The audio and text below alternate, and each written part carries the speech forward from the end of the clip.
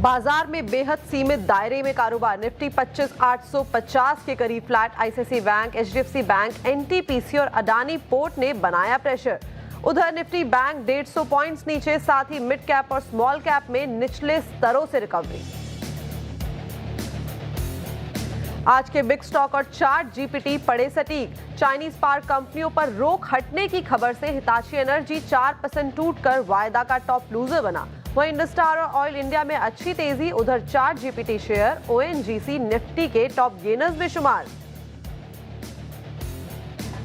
आज PSU banks में सबसे ज्यादा रफ्तार। इंडेक्स करीबन 1.5% मजबूत। साथ ही IT, oil and gas shares में भी अच्छी खरीदारी। वहीं चुनिंदा एफएमसीजी और मेटल शेयर्स चमके, लेकिन रियलिटी में सबसे ज्यादा गिरावट। इंडेक्स करीबन 1.5% फिसला। आज के चार्ट जीपीटी में डिफेंस पर बुलिश नजरिया आया कायम। डिफेंस इंडेक्स करीबन 1% ऊपर। मजबूत चार्ट के दम पर सोलार इंडस्ट्री और भारत डायनामिक्स में खरीदारी। वहीं दूसरे डिफेंस शेयर्स भी चले। मझगांव डॉक और बीईएल में अच्छी तेजी। तो वहीं सीएनबीसी आवाज की खबर पर मुहर। वोडाफोन आइडिया को अगले 10 साल के लिए सरकार से मिली लाइफलाइन। एजीआर बकाया चुकाने से मिली बड़ी राहत। पहले 6 साल तक सालाना मैक्सिमम 124 करोड़ चुकाने होंगे। अगले 4 साल 100 करोड़ का करना होगा पेमेंट। खबर से शेयर करीबन 4% चढ़कर वायदा का टॉप गेनर बना। थोड़ी देर में इलेक्ट्रिसिटी एपेलेट ट्रिब्यूनल शुरू करेगा आईएक्स के मामले की सुनवाई। मार्केट कपलिंग मामले में कोर्ट के एक्शन से पहले शेयर 6% उछाल के साथ वायदा के टॉप गेनर्स में शुमार।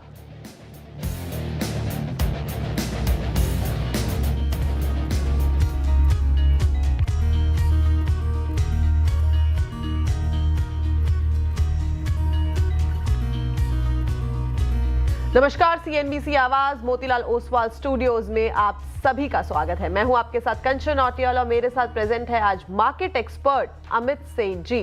हफ्ते का आखिरी कारोबारी दिन, मार्केट के मूड माहौल की बात करी जाएगी तो देखिए हेडलाइंस में अपफ्रंटली सारे ही सेक्टर्स के बारे में, निफ्टी के बारे में बात ऑलरेडी हो गई है और ये 5वां ऐसा सत्र है लगातार हमें जो गिरावट है बाजार में देखने को मिल रही है।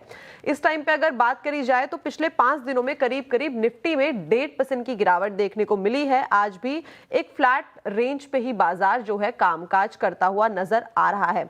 अगर ब्रॉडर मार्केट की बात करी जाए तो मिड कैप में एक रिकवरी जो है दिखाई दे रही है। Apart from this PSU banks में अच्छी खासी रैली जो है बनी हुई है करीबन 1.5% की ऊंचाई के साथ। इस टाइम पे पीएसयू बैंक जो है कामकाज करता हुआ नजर आ रहा है। ऑटो, मेटल्स, कंज्यूमर ड्यूरेबल्स जो सेक्टर्स हैं ये इस टाइम पे सपोर्ट करते हुए नजर आ रहे हैं बुल्स को। बट फ्लिप साइड में बात करी जाए तो प्राइवेट बैंक्स में थोड़ा सा प्रेशर है। एफएमसीजी, फाइनेंशियल सर्विसेज में जो प्रेशर है और रियलिटी भी इनफैक्ट आज थोड़ी सी गिरावट के साथ कामकाज कर रहा है। लेकिन हफ्ते का आखिरी कारोबारी दिन है और काफी इंपॉर्टेंट ट्रेडिंग सेशन भी है। काफी सारी खबरें आज बनी हुई है बाजार में, उसको चलते भी काफी बज बना हुआ है। आईएक्स की थोड़ी देर में जो सुनवाई है वो शुरू होती हुई दिखाई देगी। स्टॉक में एक रिएक्शन आता हुआ दिखाई देगा। इनफैक्ट डिफेंस शेयर्स में अच्छी खासी आज एक रैली देखने को मिल रही है। यही नहीं बल्कि मझगांव डॉक जो अग्रीमेंट को लेके बातचीत चल रही है, ब्लूमबर्ग की रिपोर्ट आई है, तो काफी बज बाजार में बना हुआ है। तो स्टॉक स्पेसिफिक एक्शन भी काफी देखने को मिल रहा है। अमित जी से जानते हैं कि इस टाइम पे करना क्या चाहिए। First of all Amit ji, good morning. जी good morning Kanchan ma'am and good morning to all the viewers. जी गुड मॉर्निंग। अमित जी, मेरे को यही पूछना है कि एक तो खबरों को लेके भी काफी बाजार में बज बना हुआ है। इंडेक्स में एक फ्लैट कारोबारी देखने को मिल रहा है, तो क्या करा जाए? इंडेक्स को चेस किया जाए या इस टाइम पे चेरी पिकिंग का कोई अपॉर्चुनिटी बन के आ रही है? नहीं कंचन मैम, हमें इंडेक्स को एक बार अवॉइड करना चाहिए। 4 दिनों की हमने यहाँ पे गिरावट देखी और कल की गिरावट काफी ब्रूटल थी, जिसे कहते हैं। लगभग 250-260 पॉइंट्स का फॉल इंट्राडे हमने देखा। काफी सेक्टर्स वहां पे इफेक्टेड थे और इन द प्रोसेस हमने 50 day exponential moving average break कर दिया। आज के भी सत्र में थोड़ा सा हम ऊपर 25,900 के गए थे, लेकिन वापस नीचे की तरफ ट्रेड कर रहे हैं। तो सपोर्ट की अगर बात करें तो 25,750 हमारे मार्केट्स के लिए एक मेक और ब्रेक जोन है। डेफिनेटली मार्केट ओवरसोल्ड है, 0.63 के आसपास हमारा पीसीआर है, तो बाउंस इज एक्सपेक्टेड। लेकिन क्योंकि वीकनेस इतनी बनी हुई है, फिलहाल लॉन्ग नहीं करूंगा। हमें कंफर्मेशन मिलेगा जब बाजार एक बार 26,000 के ऊपर कंफर्टेबली पोजिशनली ट्रेड करना शुरू करे तो लगेगा द वर्स्ट इज ओवर। लेकिन 3-4 दिनों की गिरावट ऑलरेडी हो चुकी है, तो इसलिए अब यहाँ पे शॉर्ट करने की भी सलाह नहीं है। तो वीकेंड है, बेस्ट सजेशन ये है कि इसे अवॉइड करें। ट्रेड करना है तो सिलेक्टिव स्टॉक्स में आप कर सकते हैं। पीएसयू बैंक्स में थोड़ा ट्रैक्शन है, वहां पे एक लगातार स्ट्रेंथ बनी हुई है, तो अच्छे पीएसयू बैंक्स में अगर लॉन्ग साइड पे ट्रेड करना है तो we can buy on dips, otherwise हमें अवॉइड करना चाहिए। ओके तो इस टाइम पे अवॉइड करना चाहिए एक क्योंकि हमें लगातार एक गिरावट तो डेफिनेटली देखने को मिली है और पीएसयू बैंक्स में अगर कोई अपॉर्चुनिटी मिलती है तो वहां पे आप एक बार आजमा के चल सकते हैं। चलिए आगे बढ़ा जाए और वो नंबर आपकी स्क्रीन के ऊपर लेके आते हैं जिसके थ्रू आप और हम हो सकते हैं connect. WhatsApp number please note down कर लीजिए, इसमें आपकी जो भी पोर्टफोलियो से जुड़े हुए सवाल हैं आप भेज सकते हैं। अगर यहाँ पे आपके सवालों को एड्रेस नहीं किया जाता तो हमारे सोशल मीडिया प्लेटफॉर्म पे भी सीएनबीसी आवाज को टैग करिए, कंचन नौटियाल को टैग करिए, वहां पे भी आप अपने क्वेरीज भेज सकते हैं। अगर यहाँ पे भी नहीं होता तो मेरे जो इंस्टा हैंडल है वहां पे भी आप डायरेक्टली डीएम करके चल सकते हैं। इसी कड़ी में सबसे पहले जो दर्शक हैं वो लुधियाना से असीम हमारे साथ जुड़ गए हैं। असीम गुड मॉर्निंग। हाँ जी, गुड मॉर्निंग मैम। जी बताइए क्या सवाल। हाँ जी, कंचन जी, मैं सवाल का अपना बताता हूँ। उससे पहले आप और श्रिया का जो ये प्रेजेंटेशन का है बहुत अच्छा रहता है और बहुत व्यूअर्स फ्रेंडली है। Thank you so much sir, thank you सो हाँ मच। जी, और अनुज जी भी जैसे करते हैं, वो आम आदमी जिसको नहीं शेयर मार्केट का पता तो अनुज सिंघल भी जब समझाते हैं तो उनको भी थोड़ा बहुत मार्केट के बारे में समझ लग जाती है। Thank you so much. Right definitely, thank you so much sir, इतना प्यार देने के लिए, थैंक्स अ लॉट। हाँ जी, हाँ जी। अमित सेठ जी गुड मॉर्निंग। अमित जी, मैं भी एक सीए हूँ लुधियाना से। मैं आपको ये पूछना चाहता था कि जैसे गाबा जी कहते हैं हमेशा ही कि मेरे पास 1992 का यूनाइटेड स्पिरिट एचडीएफसी बैंक का शोक लेलैंड पड़ा है मेरे पास। उसी तरह से मैं भी ये सोचता हूँ कि काफ़ी देर से मैं कुछ अकोमोलेट भी कर रहा हूँ, तो उसमें कुछ ये अपना जो बिग ब्रांड्स हैं जो ये शेयर्स रहते हैं, जो एल&टी हो गया, टीसीएस हो गया, इन्फोसिस है, रिलायंस है। तो अभी मैं ये सोच रहा था कि रिलायंस और जियो फाइनेंस के बारे में मैं सोच रहा था कि इनको अकोमोलेट करूँ। मेरे पास अभी थोड़े थोड़े ही है, ये 2500 के ऊपर है रिलायंस के, और इसके है जियो के है 4000 के करीब। वो 200 जियो वाला मेरा 200 की एवरेज पड़ती है मेरी, और इसकी रिलायंस की पड़ती है 470 के करीब, जो मेरी एवरेज है, क्यों बोनस वगैरह डाल के ना। तो मैं ये इनको, और अजय जी, अमित जी, ये मैं चाह रहा था कि इसको धीरे धीरे कम्युलेट करूं और लंबे टाइम के लिए करूं, तो इसके लिए क्या स्ट्रेटजी होनी चाहिए मेरी? ओके जी जी जी, रिलायंस इंडस्ट्रीज के ऊपर और जियो फाइनेंस के ऊपर एक डिस्क्लेमर मैं पहले दे देती हूँ। डिस्क्लेमर डायरेक्टली है कि पेरेंट कंपनी है हमारी, तो कोई भी ट्रेड या फिर इन्वेस्टमेंट करना हो तो अपने पर्सनल फाइनेंशियल एडवाइजर से सलाह जरूर ले, उसी के बाद कोई भी ट्रेड या फिर आप इन्वेस्टमेंट अपॉर्चुनिटी यहाँ पे देख सकते हैं। Amit ji over to you. जी डेफिनेटली आप लॉन्ग टर्म इन्वेस्टर हैं। देखिए मार्केट्स में वॉलेटिलिटी हमेशा बनी रहती है, कभी ना कुछ न्यूज आती है। रिसेंटली अगर हम रिलायंस को देखें तो यहाँ पे थोड़ा सा वेनेजुएला का ऑयल का फैक्टर था, और थोड़ा सा क्योंकि यूएस ऑयल पे प्रेशर कर रहा है तो यहाँ पे हमने क्रैक देखा। बट अदरवाइज ये सब जो बढ़िया स्टॉक्स होते हैं इन्हें इतनी जल्दी हमें नहीं छोड़ना चाहिए, स्पेशली जबकि हमने लोअर प्राइसेस में लिया हो, क्योंकि इसके medium to long term structure अभी भी इंटैक्ट है। रिलायंस की बात करें तो रिलायंस ऑलमोस्ट अपने 200 डे एक्सपोनेंशियल मूविंग एवरेज के आसपास आ गया है, जो कि लगभग 1445 के आसपास है। और वैसे भी 1400 से 1445 इसका वीकली चार्ट्स पे एक स्ट्रॉन्ग सपोर्ट जोन है। जो हमने पिछले 2-3 दिनों की सेलिंग देखी वो न्यूज बेस्ड सेलिंग है। जब ये न्यूज थोड़ा वेट करेगा तो मेरे ख्याल से यहाँ पे कंसोलिडेशन देखेंगे और स्टॉक वापस शायद ऊपर चलना शुरू होगा। तो बिल्कुल होल्ड करने की सलाह है, घबराहट में रिलायंस को नहीं बेचना चाहिए। स्टॉप लॉस आप लगा के रख सकते हैं 1375 का। जियो फाइनेंस की भी अगर बात करें तो यहाँ भी स्ट्रक्चर कोई खराब नहीं है, एक साइडवेज कंसोलिडेशन में है। चार्ट्स अगर आप देखें तो नीचे 285 और ऊपर 310 का एक स्ट्रॉन्ग कंसोलिडेशन चल रहा है। 285 के लेवल्स यहाँ पे टूटते नहीं है। जब ये स्टॉक 320 के ऊपर निकलेगा क्लोजिंग बेसिस में तो may be will see a good up trend, but in the meanwhile consolidation यहाँ पे पॉजिटिव ही नजर आ रहा है। मार्केट कंडीशंस के कारण ऊपर नीचे स्टॉक जरूर होता है, बट 285 एक स्ट्रॉन्ग सपोर्ट है। लॉन्ग टर्म नजरिया है आपका, 280 का स्टॉप लॉस लगाएं और इसे होल्ड करें। ओके तो ये थी राय रिलायंस इंडस्ट्री और साथ ही साथ जियो फाइनेंशियल के ऊपर। एक बार चार्ट लेके आइए प्लीज आईईएक्स का। हियरिंग से पहले जो सीईआरसी है उनका सर्कुलर आ गया है, उन्होंने ये बोला है कि जुलाई 2025 के ऑर्डर को ही एज अ डायरेक्शन के तौर पे माना जाएगा। उसके बाद देखिए हमें एक डे हाई से जो स्टॉक है वो गिरता हुआ नजर आया है। इस टाइम पे गिरावट अगर देखी जाए तो करीब करीब 3% की हमें गहराती हुई नजर आई है। 145 पे ये कारोबार कर रहा है, काफी इंपॉर्टेंट है। इस पे लगातार हम जो नजरें हैं अपनी बनाए रखेंगे, बिकॉज एप्रिल में सुनवाई से पहले ही जो सर्कुलर है वो आ गया है। उसके बाद डायरेक्टली ये स्टॉक इम्पैक्ट भी हमें यहाँ पे देखने को मिला है कि जो पार कंपनीज के लिए पूरी की पूरी बातचीत की गई थी, अब देखते हैं कि जो सुनवाई होती है उसमें किस तरीके की अनाउंसमेंट्स निकल के आती है। बट अभी आज के दिन तो डेफिनेटली काफ़ी ज़्यादा ये बज़ में बना हुआ है। आगे देखते हैं कि जो ये गिरावट है वो यहाँ पे हमें और भी गहराती हुई नज़र आती है या सुनवाई के बाद एक रिकवरी यहाँ पे दिखती है। चलिए आगे बढ़ा जाए और जो अगले दर्शक हैं वो हमारे साथ हजारीबाग से जुड़े हैं, Shakti ji. Shakti ji, good morning. Good morning ma'am. जी बताइए क्या सवाल। Amit sir, happy new year. और आपसे मुझे ये जानना है कि गुड ईयर इंडिया के हमारे पास 10 स्टॉक है जो मैं 2 साल से होल्ड कर रहा हूँ। तो 1100 रुपये मैंने परचेज किया था, और अगर नीचे आता है तो क्या मैं इसमें एवरेज कर सकता हूँ या फिर इसको मतलब लॉन्ग टर्म के लिए इसमें रुक सकते हैं? मुझे जानना है कि इसको एवरेज करना ठीक रहेगा या फिर वेट करना ठीक है, या फिर इससे एग्जिट कर जाए। ओके, गुड ईयर इंडिया के आपके पास 10 शेयर्स हैं, 1100 के भाव पे आपने खरीदारी की गई है और यहाँ से काफ़ी ज़्यादा करेक्ट हो गया है। देखिए, एक तो छोटी मंझोली कंपनी है तो यहाँ पे जो वॉलेटिलिटी है वो भी हमें काफ़ी हायर साइड में देखने को मिलती है। पिछले 1 साल की भी बात करी जाए तो लगातार एक डाउन ट्रेंड ट्रेजेक्ट्री यहाँ पे बनती हुई नज़र आई है। दो अभी रिसेंटली हमने इसको देखा था कि यहाँ पे एक बड़ा डिप भी आता हुआ दिखाई दिया था। क्या करा जाए अमित जी, यहाँ पे क्या करना चाहिए? छोटी मंझोली कंपनी है, लगातार एक गिरावट के ट्रेंड में भी है। जी देखिए, अगर ओवरऑल हम स्ट्रक्चर देखें तो यहाँ पे स्ट्रक्चर डेफिनेटली वीक है, स्टॉक कंटिन्यूअसली प्रेशर में रहा है। तो पहली तो सलाह ये है कि आपको एवरेज इसको नहीं करना है। वीकली सपोर्ट एरिया लगभग यहीं आता 800 805 के आसपास, तो 800 का एक स्टॉप लॉस लगाए इसे होल्ड करें। लेकिन अल्टीमेटली कोई भी उछाल है जहां पे आपका लॉस कम हो तो यहाँ से सेल ऑन राइज करके एग्जिट की ही सलाह है। ओके, सेल ऑन राइज पे आप एग्जिट करके चल सकते हैं। चलिए आगे बढ़ा जाए और जो अगले दर्शक हैं उनको देखते हैं कहां से जुड़े। नागपुर से नितिन जी हमारे साथ जुड़े। Nitin ji, good morning. Good morning ma'am. जी बताइए क्या सवाल। मैम मेरे 2 क्वेश्चंस है। पहला ये है कि मुझे टीटागढ़ वैगन्स 880 रुपीज में लिया हुआ है 600 शेयर्स। ओके। और मेरा व्यू मीडियम टर्म है 3 to 6 मंथ, तो मुझे क्या करना चाहिए?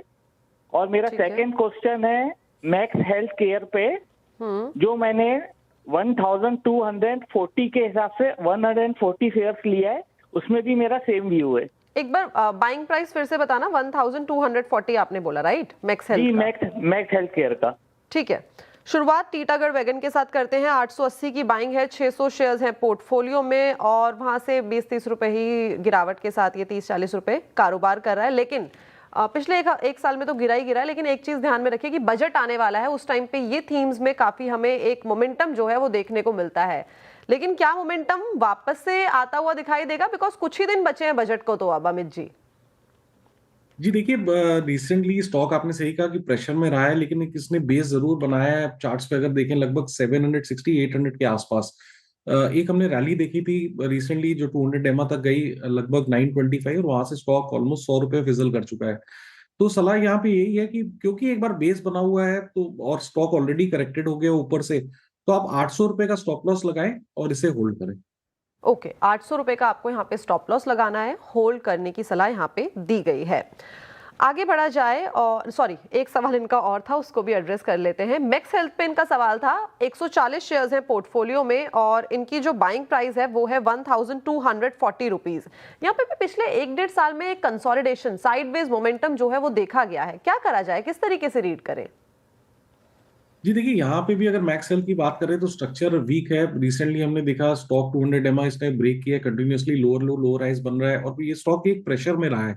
तो सलाह यहाँ पे ये है कि कोई भी उछाल है जहां आपका लॉस कम हो तो एक बार एग्जिट करने की कोशिश करें। ओके, तो यहाँ पे भी व्यू थोड़ा सा हमें नेगेटिव साइड में ही देखने को मिल रहा है। मैक्स हेल्थ केयर एक प्रेशर तो डेफिनेटली बाउंड अप हुआ है। चलिए आगे बढ़ते हैं और अगले दर्शक राजस्थान से हमारे साथ जुड़े हैं, जेपी कासवान जी। कासवान जी नमस्कार। Good morning madam. Good morning, बताइए क्या सवाल। मैडम मेरे पास वारी एनर्जी के 90 शेयर है जी, 2720 के भाव के जी। क्या करें, रखें या एग्जिट करें जी? ओके, वारी एनर्जी पिछले अगर एक डेढ़ हफ्ते की बात करें तो यहाँ पे काफी एक प्रेशर आता हुआ दिखाई दिया है और खबरों के दम पे भी यहाँ पे गिरावट का सिलसिला बना हुआ है। आज का अगर चार्ट देखा जाए तो आज भी एक फ्लैट कारोबार, इनफैक्ट नेगेटिव ट्रेजेक्ट्री में 2% की गिरावट के साथ कारोबार कर रहा है। 2735 की बाइंग है, 2560 के स्तर पे ये कारोबार कर रहा है। क्या करा जाए, निकल लिया जाए या फिर अभी भी वेट एंड वॉच की सलाह? नहीं, देखिए ये स्टॉक एक सस्टेन्ड प्रेशर में हमें नजर आ रहा है। कंटिन्यूअसली यहाँ पे एक प्रेशर बना हुआ और इनफैक्ट 5-6 दिन पहले एक 2800 का सपोर्ट था, स्टॉक ने वो लेवल भी तोड़ दिए। उसके अलावा 200 डेमा के नीचे ट्रेड कर रहा है और कोई अभी यहाँ पे साइन ऑफ स्टेबिलिटी नहीं नजर आ रही। तो यहाँ पे भी सलाह है कि कोई भी उछाल है या थोड़ा बहुत भी बढ़े, यहाँ से निकले सेल ऑन राइज में तो बेटर रहेगा। ओके, तो यहाँ पे भी सेल ऑन राइज की स्ट्रैटेजी आपको अपना के चलनी है। ये थी राय वारी एनर्जी के ऊपर। अगले दर्शक गोवा से हमारे साथ जुड़े हैं, शुभांकर, गुड मॉर्निंग। शुभांकर, आवाज आ रही है आपको? हाँ हाँ, आ रही है मैडम जी, बताइए क्या सवाल? हाँ, मेरे पास REC था मैडम। ओके, बताइए आगे कितने की बाइंग है? 371। ओके, अभी खरीदा है क्या? साथ साथ खरीदते हुए पूछ रहे हैं? हाँ नहीं मैडम, ये 3-4 महीना हो गया। अच्छा, और कैस्ट्रॉल था मेरे पास। ठीक है। 205। REC के कितने शेयर्स हैं पोर्टफोलियो में आपके?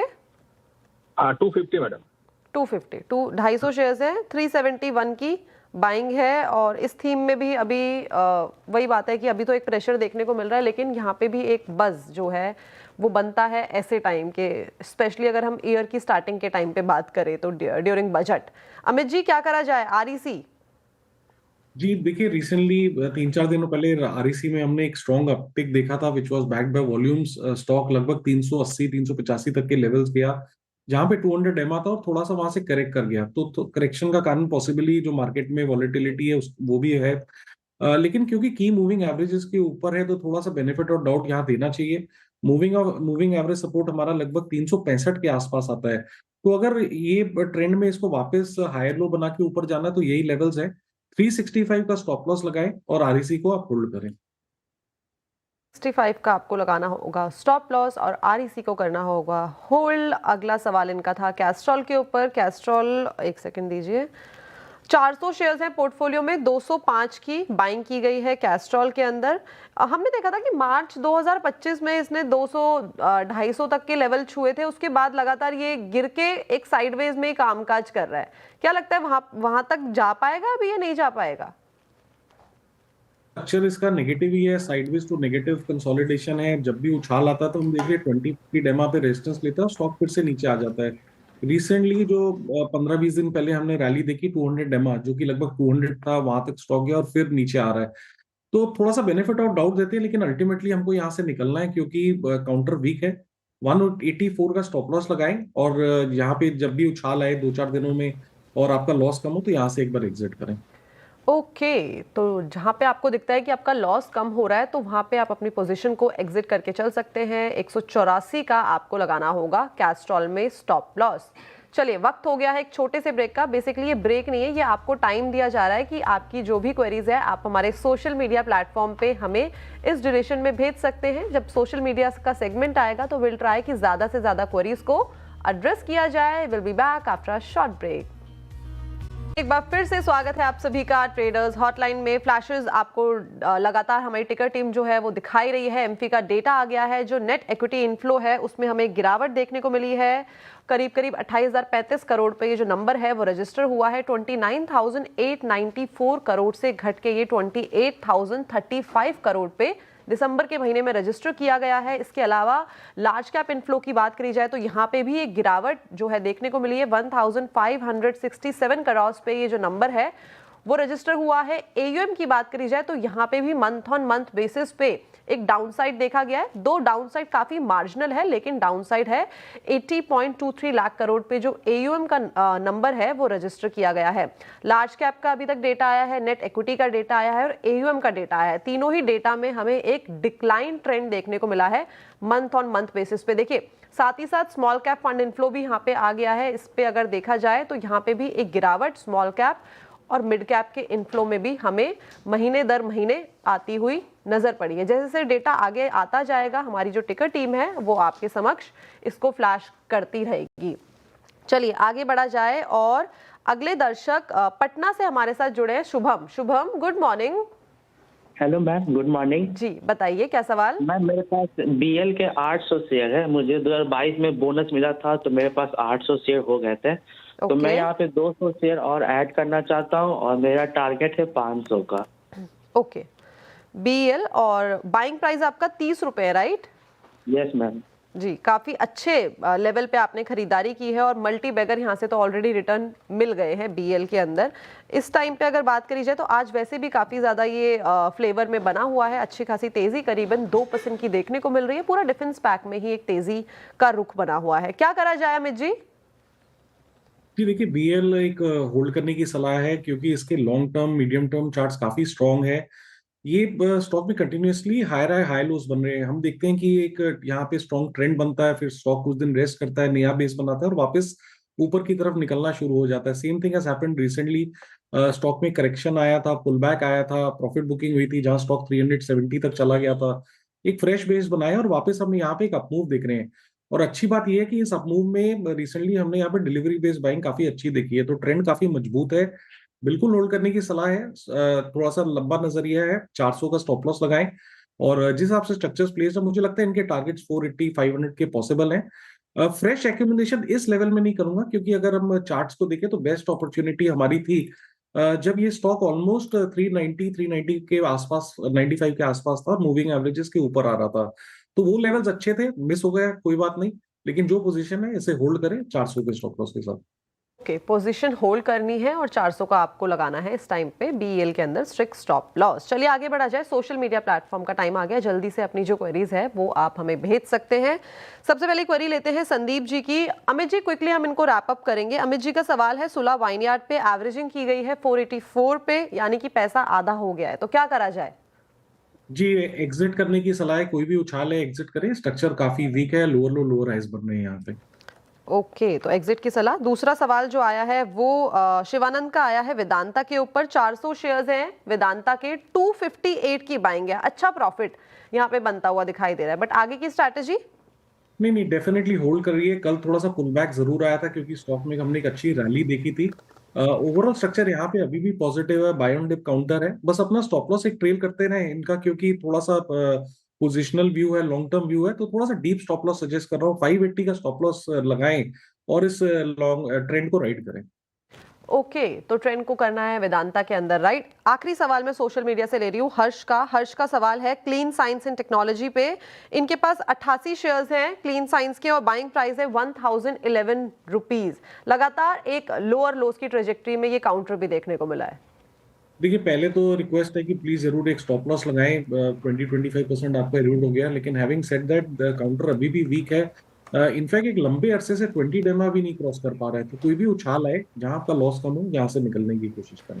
ओके, अगर यहाँ पे राइज आता है तो सेल ऑन राइज की आपको स्ट्रैटेजी निभानी है क्लीन साइंस एंड टेक्नोलॉजी के ऊपर। स्टॉप लॉस आपको डेफिनेटली लगाना है। Amit ji, thank you so much आज हमारा इस शो में साथ देने के लिए and wish you a very happy weekend. Same to you ma'am, thank you. जी, थैंक यू सो मच। चलिए ट्रेडर्स हॉटलाइन को यहीं पे रैप कर लिया जाए, लेकिन आप कहीं मत जाइएगा, एमफी का डेटा लगातार आता जा रहा है और उसके साथ आशीष चतुर्वेदी स्टूडियो में आ गए हैं जो लेके आएंगे खिलाड़ी नंबर 1 विद एमफी डेटा।